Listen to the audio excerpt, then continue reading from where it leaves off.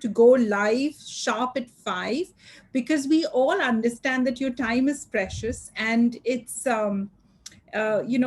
really is our privilege that you take this time out. Some of you practically, Saturdays in a row, and share it with us. And we respect that. We genuinely appreciate that.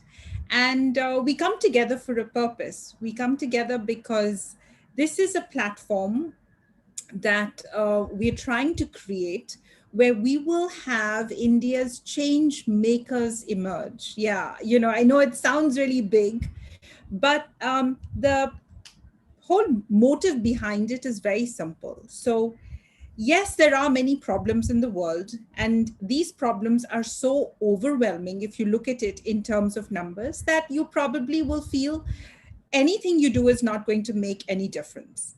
However, if you also know, and it is, law of nature, that if something bad happens, something good is also going to happen.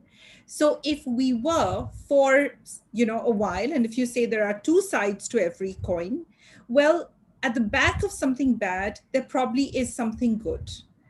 And we are so focused on looking at the bad that we forget that there is also positive change happening.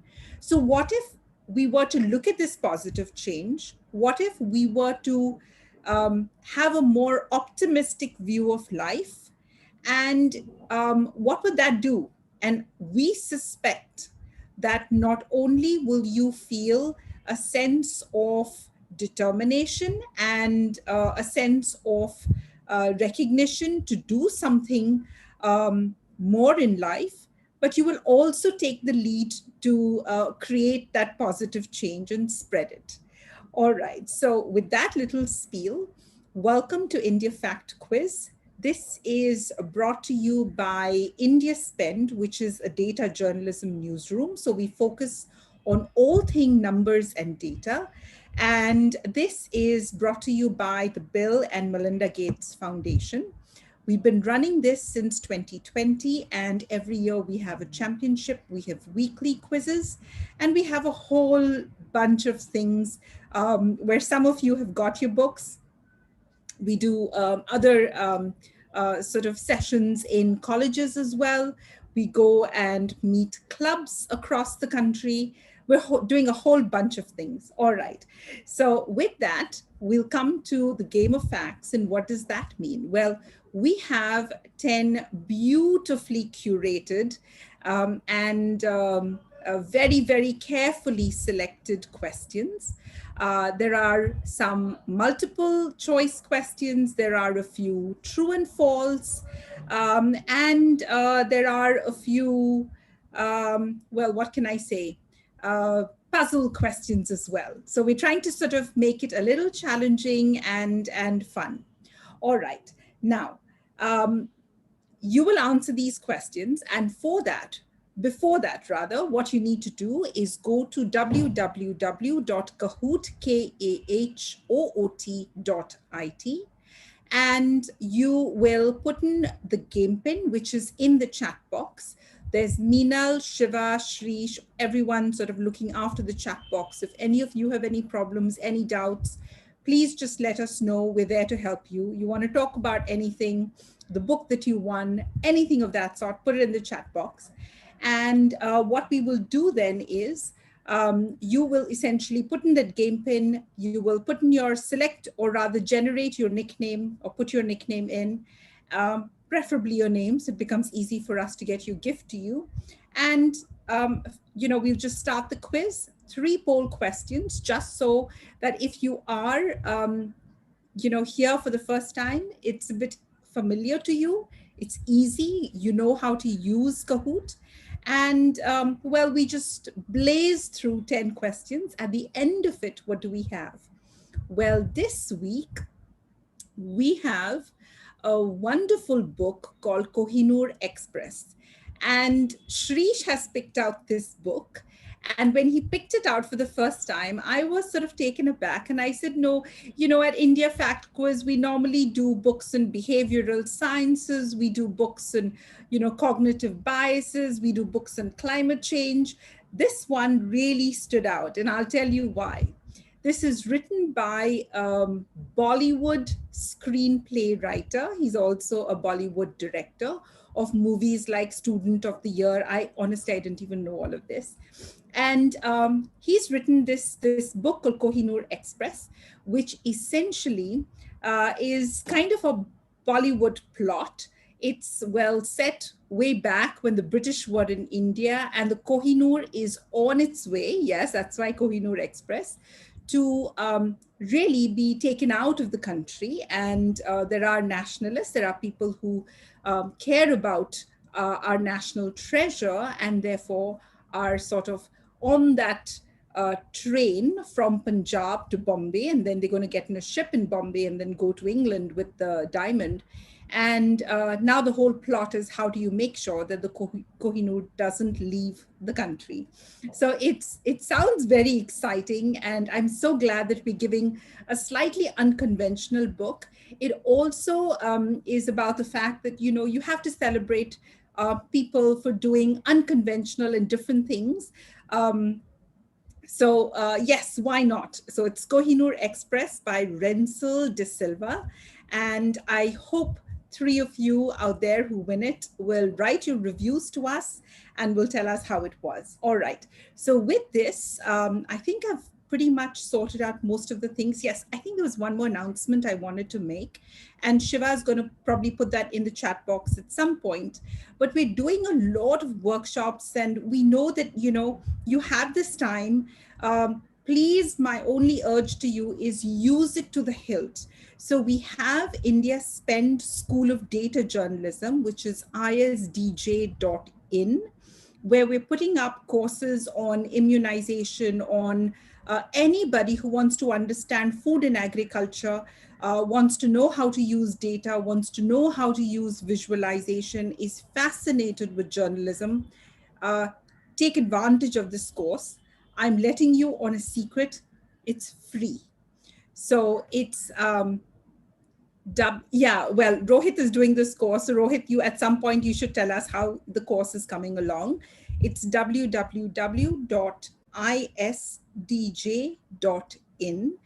And we're also doing workshops for senior citizens to understand what this whole thing about misinformation is, and how this infodemic is really impacting lives.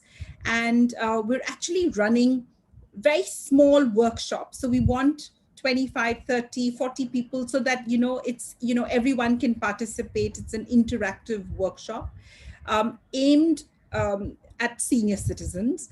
So we definitely like to share that. If you have people around you, senior citizens who probably are very influenced by what they watch on TV or WhatsApp forwards, well, send them this way. We really want them to understand what are the nuances and what is the responsibility that we have as citizens when it comes to accepting or disseminating or sharing information. All right. So with this, today is the World Against Child Labor Day. So we do have a few questions on that, but we've taken it a notch higher. So it's a lot about global numbers. And most of the data sets or the numbers that you see here have come from the International Labor Organization. So with that, I'm not going to steal any more of that thunder, and I'm going to share my screen now. So welcome and very good evening, Aman, Mamta, Shreyan, Deepti, Akhil, Ritesh, Arya, Akay, Druhi, Yukta, Vanshika, Parisha, Kartik, Dipankar, Tripti, Devanji, Soham, Zamir, Adi, Pammi, Yash, Bharat, Shahil, Gargi, Maisha, Nitya, Bharat. I can see a lot of winners here as well. So clearly, I hope you get lucky, all of you. And Venkat, Naresh, good timing. We're ready to get started with this week's Game of Facts. Swati, Sheila, I see maybe you all are new this time, but don't worry, we'll take you through the flow. The good news is that if some of you are finding that I'm going too fast or I'm going too slow, you can put that in the chat box. You want to understand how to toggle with Kahoot or any problem at all, just put that in the chat box and we'll try and help you as much as we can. All right, so we're going to go into this week's poll. These are 3 questions which have absolutely no scores. And this is really to just get into the flow of things. There are no right or wrong answers, and just put in whatever you feel like. It's perfectly fine. All right. So here we have the first question coming up. Does it make any difference if you rename a virus variant? So for instance, the Indian COVID-19 variant is now called the Delta one. No, it doesn't change a thing. No, but at least it takes some of the stigma away. Yes, it makes a big difference because you don't want to associate countries with viruses. And it's politically correct, but utterly useless.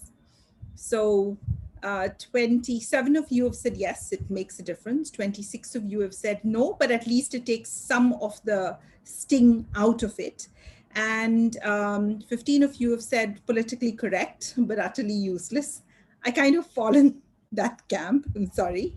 And 14 of you have said, no, it doesn't change a thing. And actually, you answer any of this and you will have an equally, if not more strong, a case to build. So no wrong answers, like I said again.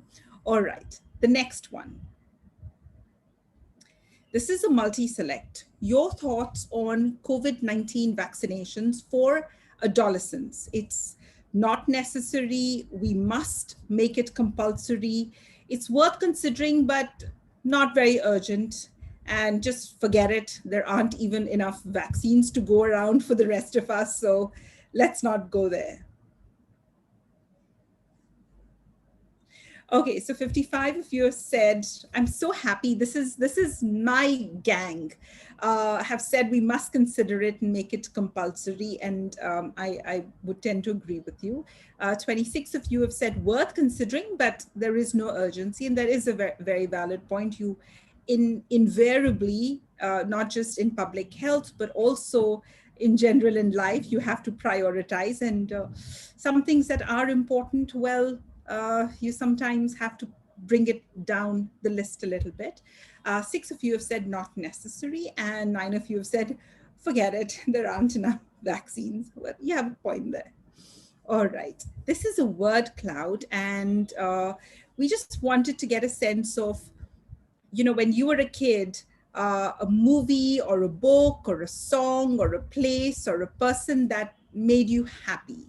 What was that? We want you to slip a little bit into nostalgia. Shreyan, I don't think you need to go very far back in your life to answer this one, given that you're 13 or 14? But the rest of us, we all had that one special thing that made us really happy. And please share that with IFQ today. We're very keen to know what was that one thing that just made you happy, or one person rather, or place.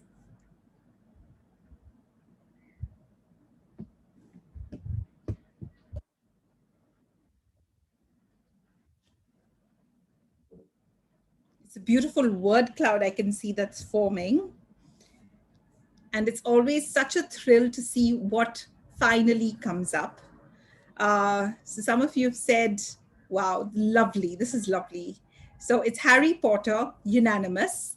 Tare Zameen Par, Malgudi Days, yes. Holidays, grandparents' home, that's so adorable. Mother, Nani's house, yes. Akbar and Birbal, Amma, always. Power Rangers, Chacha Chaudhary, DDLJ, Pokemon, Ben 10, Ninja Hattori, oh, lovely. Diary of a Wimpy Kid, yes. Jungle Book, Taylor Swift, definitely. Mission Impossible, Cousins, well, Mahindra Singh Dhoni, that's very nice. Phantom, Chanda Mama Comics, Lion King, Fir Hera Fairy. Of course, there's always that like one iconic movie in every decade or so. Tuitions, oh, I'm sure something happened, interesting happened there. My experiments with truth, Friends, Mowgli, Kabir Singh, Mahabharat, Matilda. Well, very interesting. Grandmom. I think Grandmom clearly overtakes Mother uh, for the first time. Okay. All right. So this is the last poll question that we have. We're going to get into this week's quiz. This is week 22 of this year. And of course, we also have the quiz in Hindi on Fridays, and some of you do join it. So now we're going to get into 10 questions, multiple choice, true or false, and two puzzle questions. Lots of double points. And yeah, just you don't have to know the statistics. Just if you were to just make an educated guess, you're pretty much going to get it right. All right. And just have fun because you're going to end up learning something interesting from all of this. So, all the best and welcome to yet another game of facts, and have fun, everyone.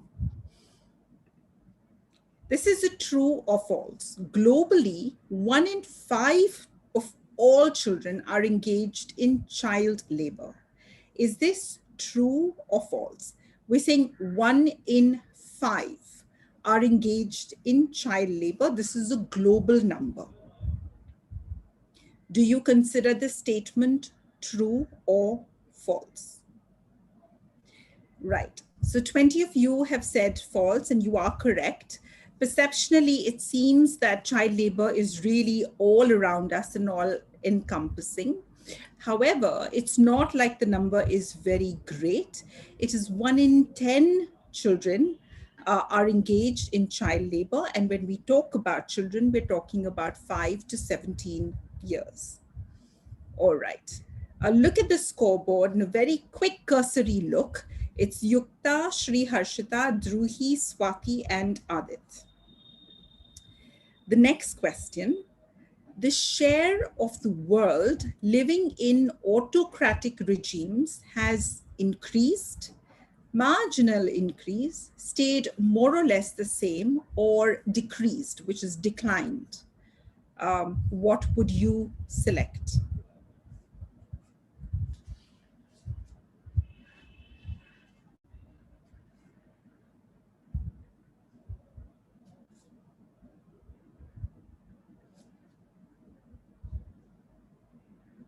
All right, so the 22 of you who said declined have got it correct.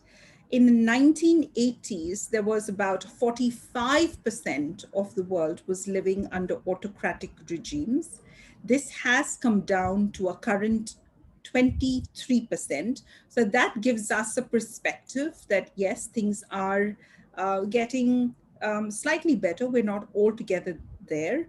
Autocratic governments or autocracy is fundamentally flawed and really not the ideal way for people to be living under. There is no, sometimes we use the term and we use it so irresponsibly when we say we need a benign or a kind or a dictator. Well, there is no word like that, or a despot. There is no word like that.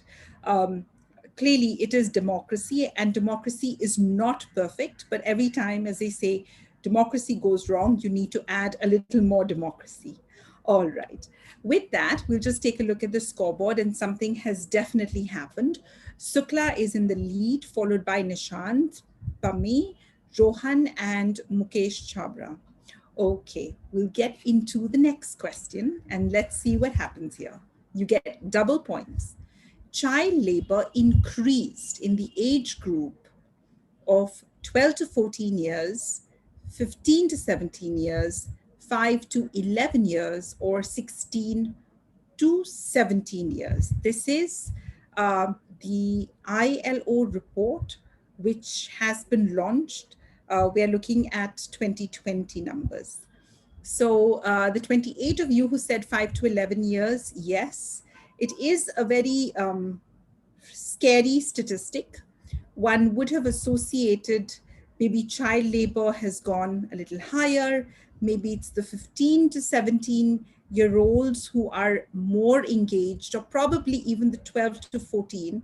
But we're seeing that actually it's a very, I would say, disheartening statistics where it's really the labor or the burden of child labor is falling on the much younger children.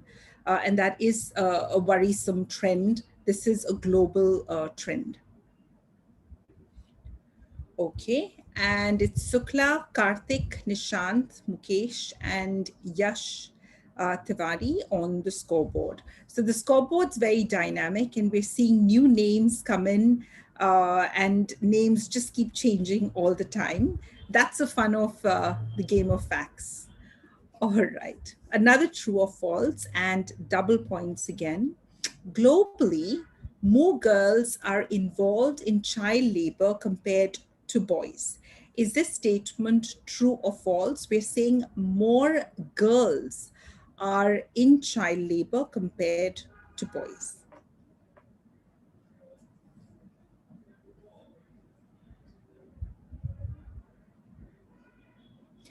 So 41 of you selected false, and you are correct. This is one of the conundrums of life. So, not just globally, but also in India, as per our last census, there are 10.1 million children in India who are in child labor. Of course, the number is, it's a little old now, but even in this group, 5.6 million are boys and 4.5 million are girls. Globally, we have about 160 million children who are in child labor. And even here, it is about 97 million are boys and the rest are girls. So it's a bit of a sort of a conundrum.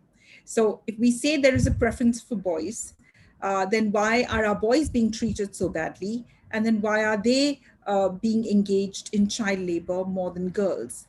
It's something that we can't wrap our heads around, but there are a whole bunch of issues, and we'll come to it very quickly as we go along in this quiz. A look at the scoreboard. It's Karthik now in the lead, followed by Nerd. Well, good for you, Nerd. Aswin, Avinash, and Shrikant Tiwari. Okay. Now, worldwide, like I said, 160 million children are engaged in child labor. The number of children performing hazardous work is approximately 50 million, 79 million, 7 million, or 30 million. Which one would you pick? When we say hazardous work, we're talking about working with chemicals, in probably in glass factories. Anything that can compromise the safety of a child is how this is qualified. And 37 of you got it correct. It is 79 million, which is a staggeringly high number. A lot of children who are working in these makeshift or in these small little places where there is a lot of heat or fires or metals or sharp objects actually are maimed and scarred for life. So one of the biggest issues is how do we make sure that these industries do not employ children. And child labor is directly linked to poverty. So one of the issues is how do you also make sure that a decline in poverty will see an impact on the number of children who are in child labor. So how do we manage those aspects as well? All right, the scoreboard. Karthik, Avinash, Parisha, Nod, and Aswin. Well, enjoy it because there are still a few questions left and things could look very, very different at the end. But don't let me take the fun away. A true or false? Child labor has declined faster among boys than girls. Is this true or false? So we know that there are more boys engaged in child labor, but in general, has those numbers come down faster compared to girls?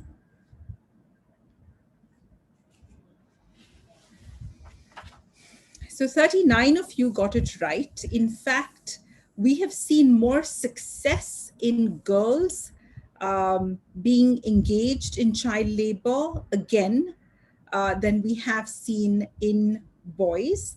And just to sort of give you a context, the number was around 23.4% of boys engaged in child labor in 2000, and the number dropped. So, yes, the numbers have been dropping, uh, but it's now 11.2%. And if we look at girls in 2000, this was 22.5%, which has dropped to a single digit number, which is 7.8%. So it's, I think, safe to say that they were pretty close, 23%, 22% in 2000. Both have dropped. However, the number of girls in child labor has dropped far more than boys. So, somewhere one can get the sense that we have let down our boys. And fact of the matter is, if we don't take care of our boys, then it's going to have a direct impact on our girls. So everything is sort of so interlinked. All right. And then let's see what's happened to our scoreboard. Well, it's Karthik, Avinash, Nerd, Nishant, and Parisha. And Akshat is the highest climber with this question. Okay, true or false, and again, double points. Child labor is more common in rural areas compared to urban areas or urban centers. Is this statement true or false?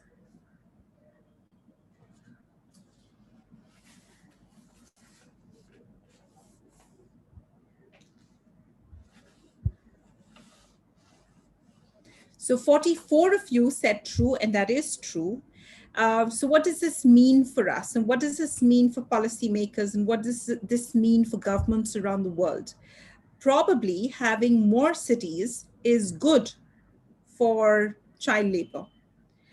So they get more accounted for, there is more awareness, there is more access to schools, and probably the tendency for us to push children into child labor is probably not as high in cities as it would be, we're clearly seeing the numbers are telling us that it is in rural areas.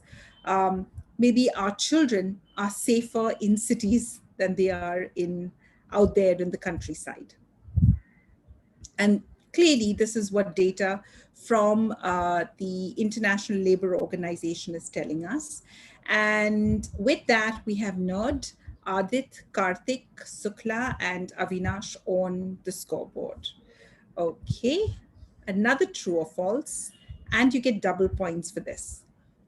More children in child labor work within their own family unit. Is this true or false?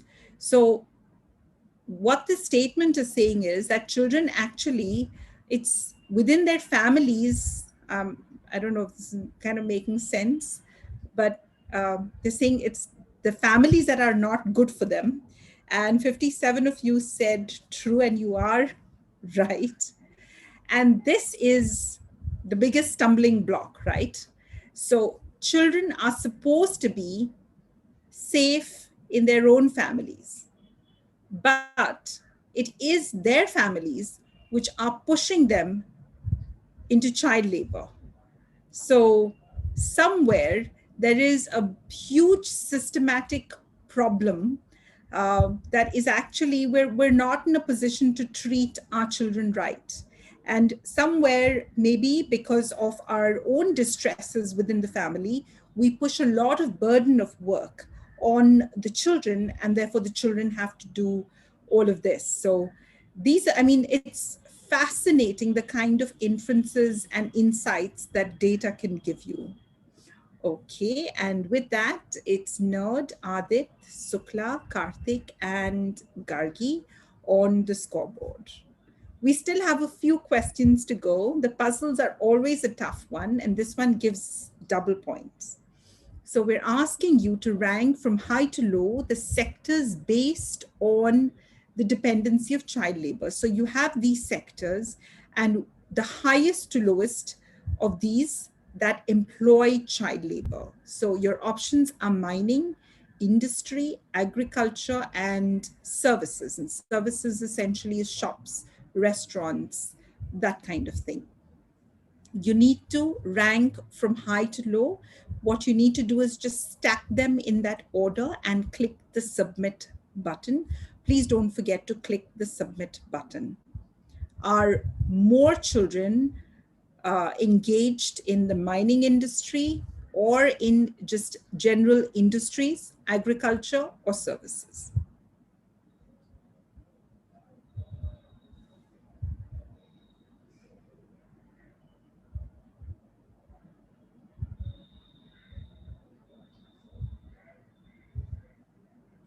So some of you did get this right, actually. So clearly, agriculture is the biggest culprit, and we know it's in rural areas. So I think it's kind of easy. You get a sense of, okay, where do you fit them in? And we know that most of the child labor is happening within the family. And therefore, what happens is, and especially in agriculture, is when the farmers are small landhold farmers, probably they are distressed. There is no extra hands that they can get, or those extra hands are too expensive. It's unaffordable to pay for the labor. What the tendency, is to get the family to work on the farmlands. These children miss out on school. They end up spending most of the time helping their parents. It's very back-breaking hard work. They're expected to do all the work in terms of, especially physiologically, when it's hours and hours of bending or winnowing, or the kind of work that's really backbreaking. And then to expect them to go to school, and it's very hard. So majority of the children are engaged globally, not just in India. But it's a very common trend in agriculture. Now, in the Caribbean, you will see more of the children, and Latin America and the Caribbean, engaged in services. And services would be tourism, working in restaurants, shacks, etc. And then you have industries, which is really could be bangle making, glass making, fireworks, those kind of things, where really children should not be there in the first place. Of course, there's also mining, but in general, this is what it looks like. And most of the children are being pushed to work in agriculture, is clearly what's coming across very, very evidently.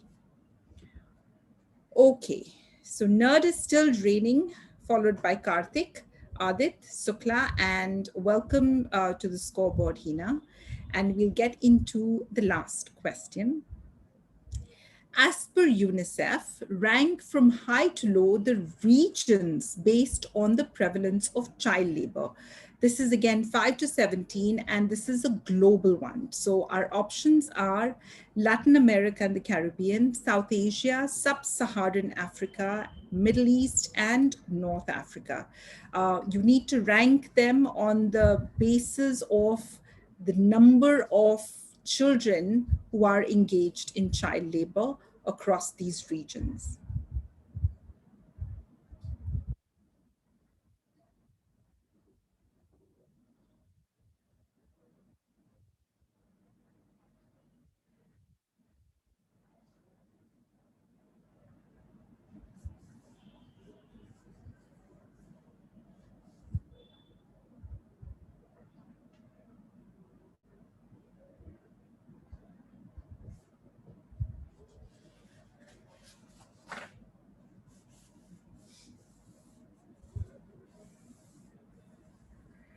Okay, this is a tough one, and a few of you did manage to get this right.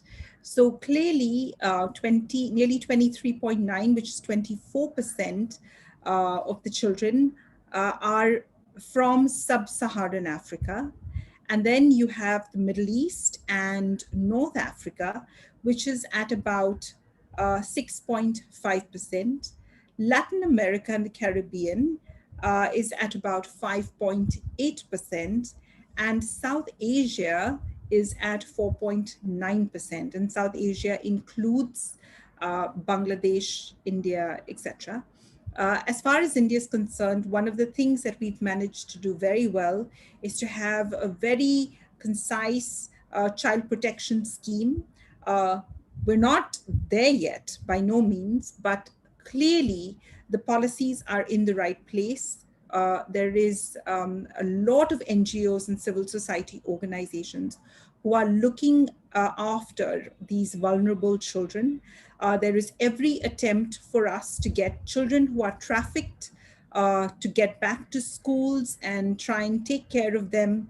Uh, Aadhaar is one of the ways in which we can get cash transfers to these vulnerable children, try and see if we can get sponsorships for them.